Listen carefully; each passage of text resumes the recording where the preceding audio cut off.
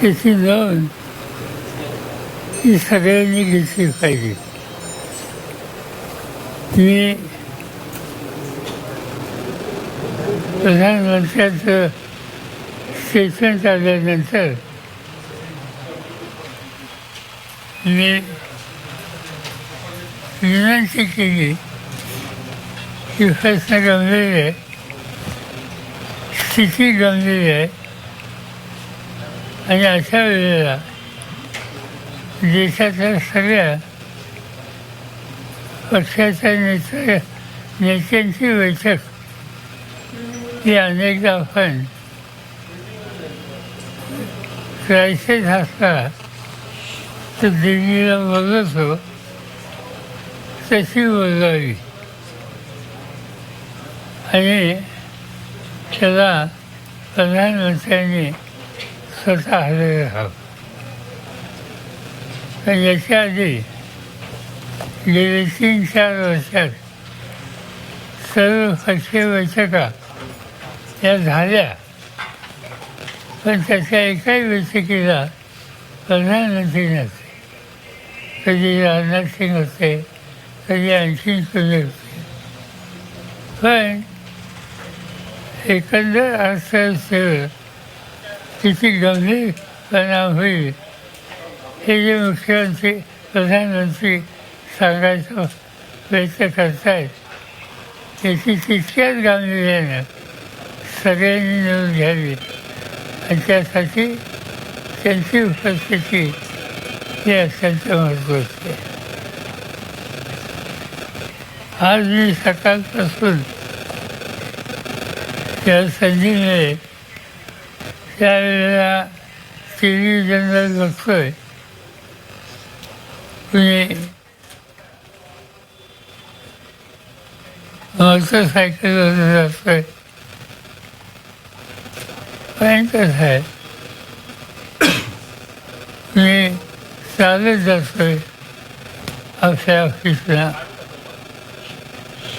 एकाने तर जाहीर केलं की मी म्हणते आहे पण माझ्या गाड्या मी कमी केल्या.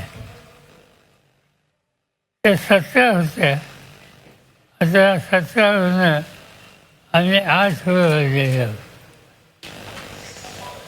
म्हणजे मला तर धक्काच बसला की 17 गाड्या यापूर्वी कशासाठी होत्या हे काही मी समजू शकत नाही.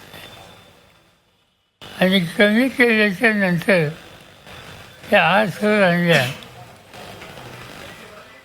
याचा अर्थ या सगळ्याकडं बघण्याचा दृष्टिकोन हा अधिक गांभीर्याचा असला पाहिजे हे याच्यामधून स्पष्ट होते. कधी अशी स्थिती या देशात झाली नाही असं नव्हतं.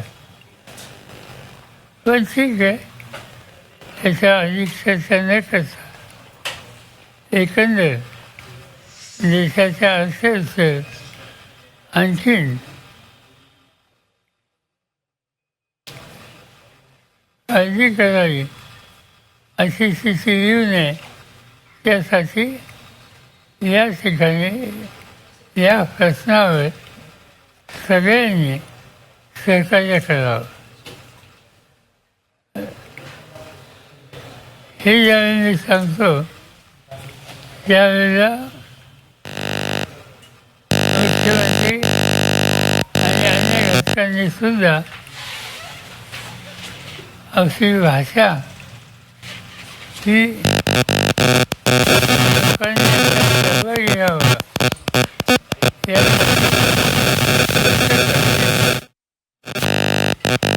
मी महाराष्ट्राच्या मुख्यमंत्र्यांचं काल आणि आज स्टेटमेंट पाहिलं. त्याच्यामध्ये उदाहरणार्थ राहुल गांधींच्या संबंधी त्यांनी जे शब्द वापरले मला स्वतःला ते अयोग्य वाटतात. राहुल गांधी हे विरोधी पक्ष नेते आहेत आणि ते ही संसदेत विरोधी पक्ष नेता ही एक कॉन्स्टिट्युशनल पोझिशन आहे,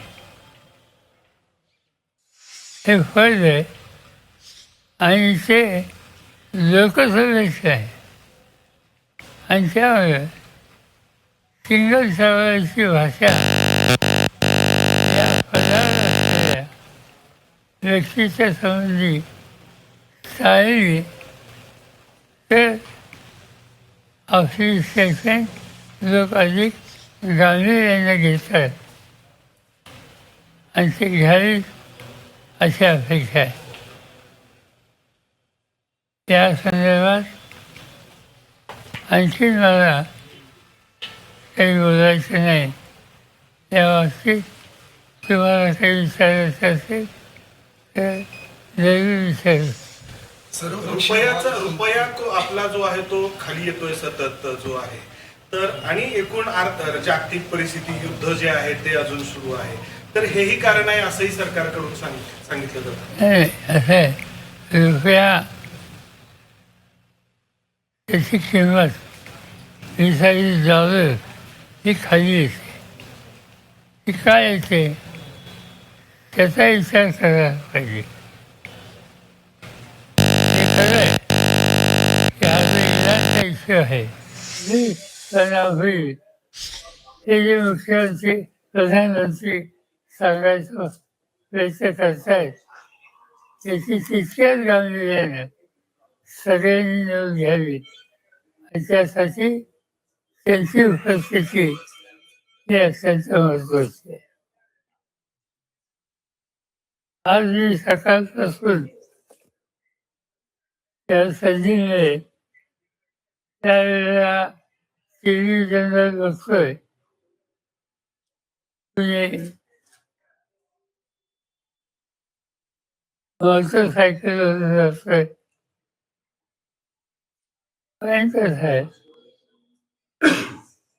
कुणी चालत जातोय आपल्या ऑफिसला. एकाने तर जाहीर केलं की मी म्हणते आहे पण माझ्या गाड्या मी कमी केल्या. त्या 17 होत्या, आता 17 वर्ष राहिली म्हणून प्रधानमंत्री तिथे गेले त्याच्याबद्दल काही तक्रार करायचं कारण नाही. पण ते मंदिराच्या तिथं बसले आणि एअरफोर्सची 6 विमानं ही जाऊन त्या कार्यक्रमात सहभागी झालेली होती. म्हणजे पेट्रोलियम प्रॉडक्ट त्याच्या वाढत्या किमती यासंबंधीचं स्टेटमेंट करायच्या आदल्या दिवशी 6 विमानं होती ही त्या ठिकाणी घेऊन त्यासंबंधीची त्याची जी काही झीज असते ती दाखवण्याचा प्रयत्न केला.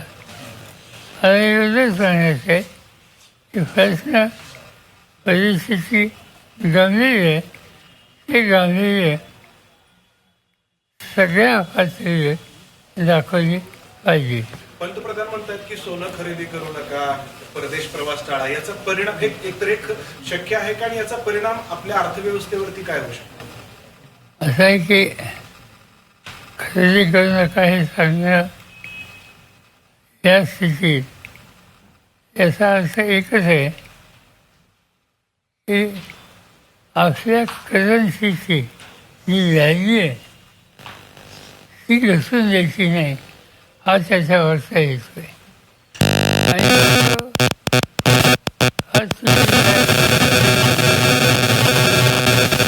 एका बाजूने आपण दुसऱ्या बाजूने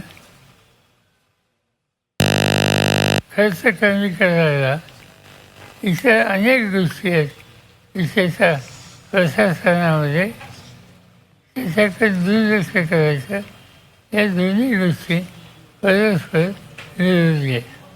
साहेब, येत्या काही काळामध्ये आर्थिक आणीबाणी येऊ शकते का आपल्या देशामध्ये? एकूणच महामंदी किंवा आर्थिक टंचाई, इंधन टंचाई. असं आहे की मला स्वतःला असं वाटतं की प्राईम मिनिस्टरचं स्टेटमेंट आल्यानंतर देशातल्या नागरिकांनी त्याचं गांभीर्य ओळखलं आणि त्याच्यामध्ये लोकांचं सरकारचं राहील त्याच्याशी सुसंगत भूमिका आणि त्याच्यात सातत्य हे राज्य आणि केंद्र सरकारमधल्या सगळ्या घटकांनी ठेवलं तर होईल ही जी चिंता आहे कदाचित ती वेळ येणार नाही, पण त्याची काळजी घेतली पाहिजे. तुम्ही पंतप्रधानांच्या आव्हानाला प्रतिसाद देणार आहात का? देणार असाल तर तो कसा? कारण असं दिसतंय राज्यभरातल्या सगळ्या नेत्यांनी त्यांच्या गाड्या बदलल्या, कोणी इलेक्ट्रिक वापरते, कोणी टू व्हीलरवर जाते, तुम्ही म्हटलं तसं कोणी पायी जाते. तर हे केवळ प्रसिद्धीपुरतं आहे की यानं खरंच काही फरक पडतो आणि तुम्ही तसं काही करणार आहात का? हे माहिती नाही आता हे किती दिवस टिकणार आहे आणि ते सिंबॉलिक एक दिवसासाठी 2 दिवसासाठी असेल तर काही फरक पडणार नाही. पण खरंच पाहणार म्हणजे आता आज मी पाहिलं देवेंद्र फडणवीस मंत्रालयामध्ये मोटरसायकलवरून आले तर उद्यापासून मंत्रालयामध्ये ते मोटरसायकलवरूनच आले तर अधिक गांभीर्याने घेतली. असा प्रश्न राहिला माझ्या पुढचा. मला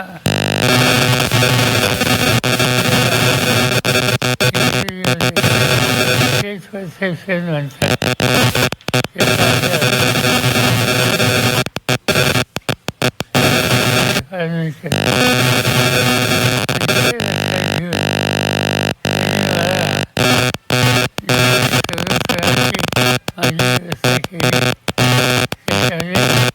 मला कळलं होतं की तुम्ही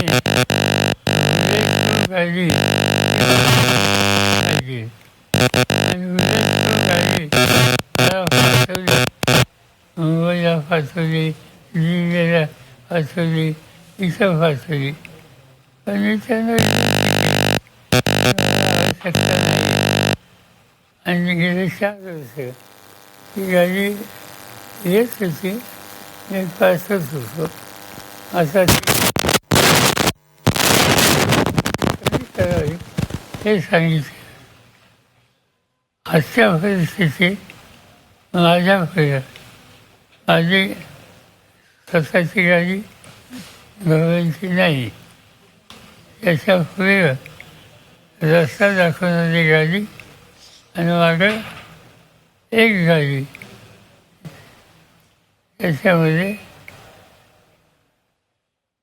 इथल्या गृह विभागाचे लोक आणि माझा पर्सनल स्टाफ त्यापैकी एक असे साधारणतः 2 ते 3 वाहनं ही माझ्या पुढे असतात. यापूर्वी ती 4 होती म्हणजे ती जादा होती, पण ही 4 मी करून त्यालाच जवळपास 3-4 वर्ष झाली आणि आता आणखीन त्याच्यात बदल करावा ही विनंती मी त्यांना केली. आजच त्यांच्या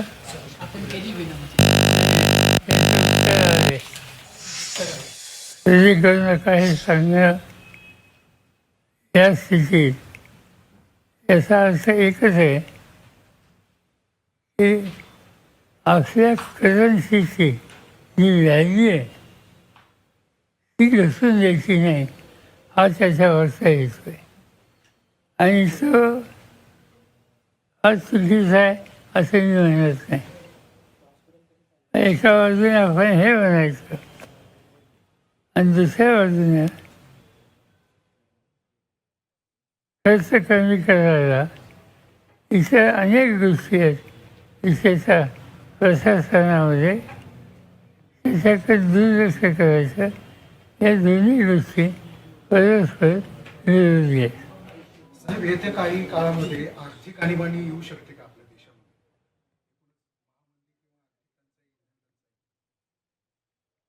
असं आहे की मला स्वतःला असं वाटतं की प्राईम मिनिस्टरचं स्टेटमेंट आल्यानंतर देशाच्या नागरिकांनी त्याचं गांभीर्य ओळखलं आणि त्याच्यामध्ये लोकांचं सरकारचं राहील त्याच्याशी सुसंगत भूमिका आणि त्याच्यात सातत्य हे राज्य आणि केंद्र सरकारमधल्या सगळ्या घटकांनी ठेवलं तर एक्स्ट्रीम पोझिशन होईल हे जी चिंता आहे कदाचित ती वेळ येणार नाही, पण त्याची काळजी घेतली पाहिजे. पंतप्रधानांच्या आव्हानाला प्रतिसाद देणार आहात का? देणार असाल तर तो कसा? कारण असं दिसते राज्यभरातले सगळ्या नेत्यांनी त्यांच्या गाड्या बदलल्या, कोणी इलेक्ट्रिक वापरते, कोणी टू व्हीलरवर जाते, तुम्ही म्हटलं तसं कोणी पायी जाते. तर हे केवळ प्रसिद्धीपुरतं आहे की यानं खरंच काही फरक पडतो आणि तुम्ही तसं काही करणार आहात का? हे माहिती नाही आता हे किती दिवस टिकणार आहे आणि ते सिंबॉलिक 1 दिवसासाठी 2 दिवसासाठी असेल तर काही फरक. काश कोई होता.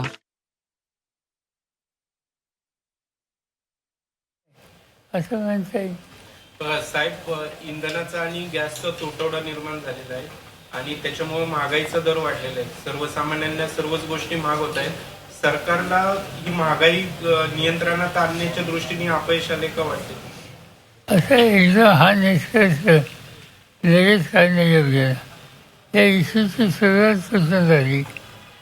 या इश्यूची सुरुवात झाली इराण आणि तिच्याच्या आणि विशेषतः लेबनॉनवर अजूनही अटॅक जे चालू आहेत त्या सगळ्यामुळं त्या भागात एक प्रकारचं चिंतेचं वातावरण आहे. इनफॅक्ट आपण इथून इंग्लंडला जातो, कोणी भारतीय तो इराणच्या जवळून जातो, तो रूस जातो. पण ही स्थिती झाल्यानंतर इराणची आणि अमेरिकेची तेव्हापासून तो रूल बदलला आणि लांबचा रूल हा घ्यावा लागला आणि लांबचा रूल घेण्यानं फ्युएल कन्झम्पशन वाढते, प्रवास महागात होतो आणि त्यामुळे या स्थितीमुळे इथल्या गृह विभागाचे लोक आणि माझा पर्सनल स्टाफ आहे त्यापैकी एक असे साधारणतः 2 ते 3 वाहनं ही माझ्या पुढे असतात. यापूर्वी ती 4 होती आणि ती जादा होती, पण ही 4 मी करून त्यालाच जवळपास 3-4 वर्ष झाली आणि आता आणखीन त्याच्यात बदल करावा ही विनंती मी त्यांना केली. आजच यायचं नाही, त्यांचं उत्तर आले. होय, मी वाचून दाखव त्यांना द्या.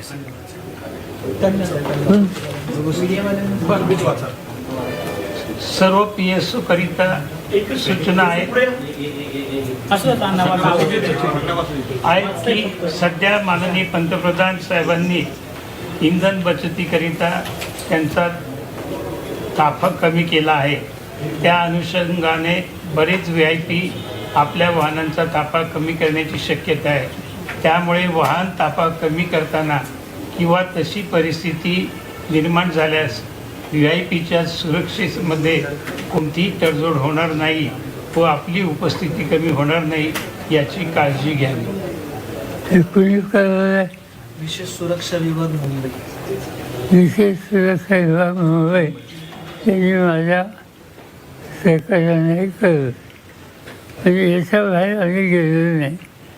आम्ही जातो आहे त्याच्या बाबतीत त्यांनी आम्हाला त्यांचं मत स्वच्छ या ठिकाणी कळवलं आहे. तर तुम्ही म्हटलात की सर्वपक्षीय बैठक बोलवावी आणि त्याला मोदींनी यावं. मोदी थेट लोकांशी बोलतात मात्र सर्वपक्षीय बैठकीला येत नाही. याचा काय परिणाम होतो एकूण निर्णय प्रक्रियेवर? पार्लमेंटमध्ये सुद्धा ते कुठेच येतात. म्हणजे विश्वासाचा ठराव, अविश्वासाचा ठराव, राष्ट्रपतींचं अभिभाषण असे 2-3 जर ऑकेजन सोडले तर ते फारसं कधी येत नाही. मागच्या 7 सेशनमध्ये राज्यसभेत एक दिवस सुद्धा ते आली असं आम्हाला पाहायला मिळालं नाही.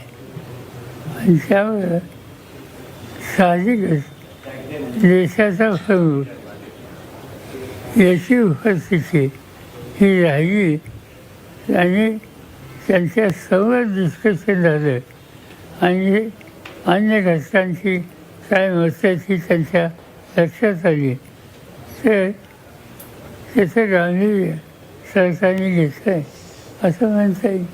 साहेब, इंधनाचा आणि गॅसचा तुटवडा निर्माण झालेला आहे आणि त्याच्यामुळे महागाईचा दर वाढलेला आहे. सर्वसामान्यांना सर्वच गोष्टी महाग होत आहेत.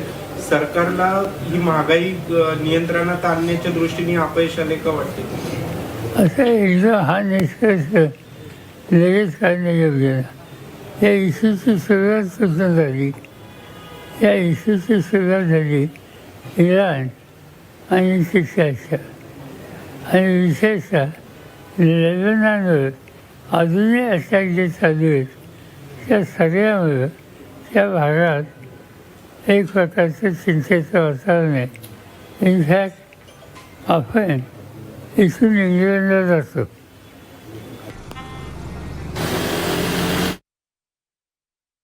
झाली त्या इश्यूची सुरुवात झाली इराण आणि शिक्षाच्या आणि विशेषतः लेबनॉनवर अजूनही अटॅक जे चालू आहेत त्या सगळ्यामुळं त्या भागात एक प्रकारचं चिंतेचं वातावरण आहे. इनफॅक्ट आपण इथून इंग्लंडला जातो कोणी भारतीय तो बाहेर इराणच्या जवळून जातो तो रूस जातो. पण ही स्थिती झाल्यानंतर इराणची आणि अमेरिकेची तेव्हापासून तो रूल बदलला आणि लांबचा रूल हा घ्यावा लागला आणि लांबचा रूल घेण्यानं फ्युएल कन्झम्पशन वाढतं, प्रवास महागात होतो आणि त्यामुळं या स्थितीमुळं ते घडलेलं आहे. मी त्याचा दोष भारत सरकारला देणार नाही. साहेब, देश पातळीवरती आणि एक मुद्दा जास्त चर्चेत आहे सध्या, तो नीट परीक्षा जी रद्द झाली त्याच्यामुळे साधारण 22 लाख मुलांचं नुकसान झाले. त्याच्याबद्दल सीबीआय इन्क्वायरी सुरू आहे. मात्र यापूर्वीच्या नीटच्या परीक्षेच्या बाबत जो सीबीआयनं तपास केलेला होता त्याचाही खुलासा नाही. आता ही परीक्षा कधी होईल तेही स्पष्ट नाही. विद्यार्थ्यांचं भविष्य आधांतरी आहे आणि त्याच्यावरती सगळीकडून आवाज उठवला जातो. ते खरं सांगायचं म्हणजे यापूर्वी एक दोनदा हे घडलं आणि ते घडलं असताना आवश्यक ती काळजी घेतली नाही हे आता स्पष्ट झाले. आज हजारो मुलं आज देशामध्ये जे परीक्षेला बसतं आणि त्यांचं व्यक्तिगत भवितव्य या परीक्षेला होतं. असं असताना पुन्हा जे काही चुकीच्या गोष्टी घडल्या त्या याही वेळेला घडल्या आणि असं दिसतंय की त्या एका राज्यापुरत्या सीमित नाही. आता आजच बातमी आली केरळमध्ये सुद्धा झालं, महाराष्ट्रात झालं, हरियाणामध्ये झालं, अन्य राज्यात झालं.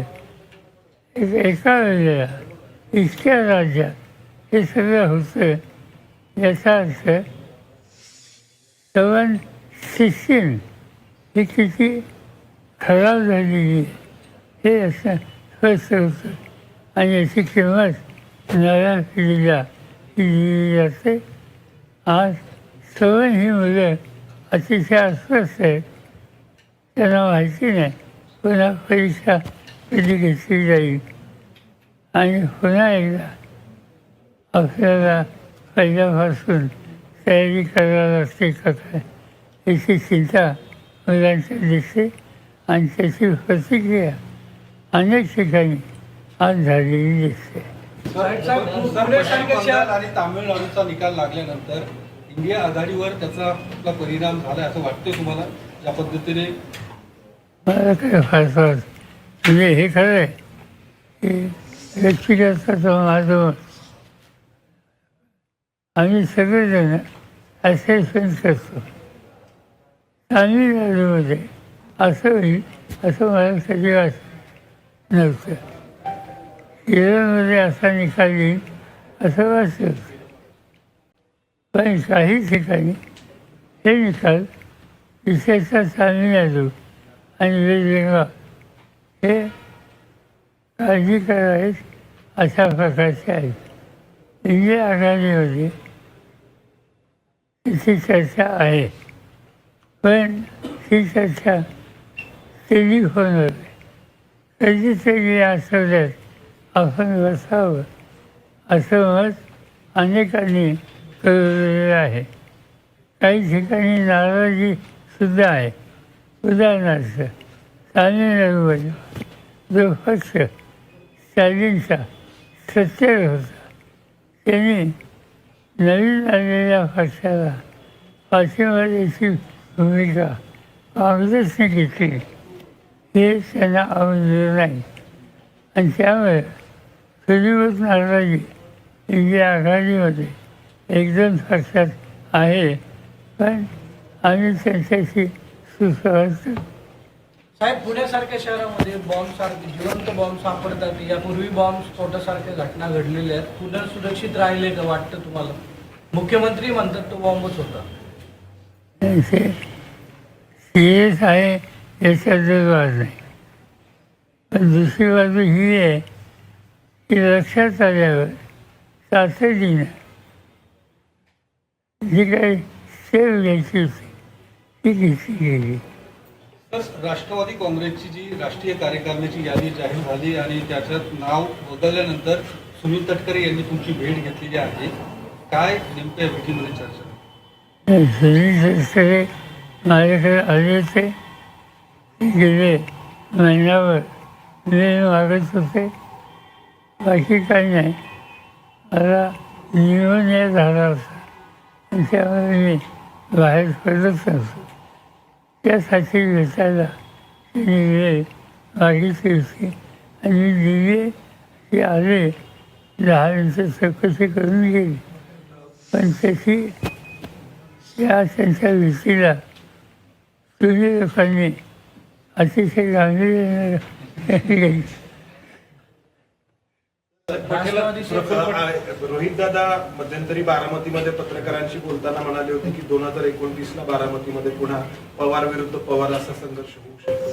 खास करून जय पवार जेव्हा म्हणाले की आगामी विधानसभा मी लढवावी अशी कार्यकर्त्यांची इच्छा आहे. प्रत्येकाला आपलं मत आणि आपला निर्णय हा घ्यायचा अधिकार. तुम्ही काही या सगळ्या तुम्ही एकत्र सगळ्यांना बोलवलं होतं, काही सल्ला दिला?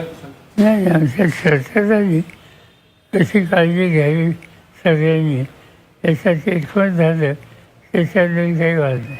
त्यामध्ये प्रफुल्ल पटेलांचं नाव कार्यकारिणीतनं काढलंय त्याच्यामुळे एक गट अस्वस्थांनी एक त्याच वेळेला पार्थ पवार आणि जय पवार यांना राष्ट्रीय कार्यकारिणीमध्ये घेतले. या सगळ्याकडं तुम्ही काय कारण म्हणून बघता? दरम्यानच्या काळात प्रफुल्ल पटेलांनी अध्यक्षांचे सगळे अधिकार कार्याध्यक्षांना द्यावे असं एक पत्र दिलेलं होतं. त्यानंतर त्यांच्या पक्षामध्ये अंतर्गत या सगळ्या घडामोडी घडत आहेत आणि सुनेत्रा पवारांनी पूर्ण ताबा मिळवण्यासाठी पटेलांना बाजूला केलं. तुमचं एकूण याच्याबद्दलचं काही आकलन आहे का? मला समजायचं भाष्य करायचं काही कारण नाही. दुसरा पक्ष त्यांचे निर्णय घ्यायचा त्यांना अधिकार. त्यांच्या संघटनेमध्ये पक्षाच्या भवितव्यासाठी जनमानसामध्ये सगळे जे प्रभावी लोक आहेत त्यांना त्यांनी संधी दिलेली आणि ज्यांचा प्रभाव कितपत आहे याची शंका कुणाच्या मनात असेल तर ती त्यांना व्यक्त करायची होती का हे मला माहिती नाही. पण मला हे माहिती आहे प्रफुल्ल पटेल किंवा तटकरे आज आमच्याबरोबर नाहीत, अलीकडे नव्हते, पण गेले 25-30 वर्ष आदरणीय प्रफुल्ल पटेल 2003 पासून माझ्याबरोबर होते आणि तटकरे हे जिल्ह्यात नेते होते, राज्यात होते, राज्याचे फायनान्स मिनिस्टर होते, पक्षाचे अध्यक्ष होते. त्यामुळे त्यांच्यामध्ये काय कर्तृत्व आहे याची कल्पना मला आहे. पण ते ज्या संघटनेत आहेत त्याच्यामध्ये कुणाचा किती आणि कसा उपयोग करून घ्यायचा याचा निर्णय घ्यायचा अधिकार आहे. त्या संघटनेचा नेतृत्वाचा तो अधिकार.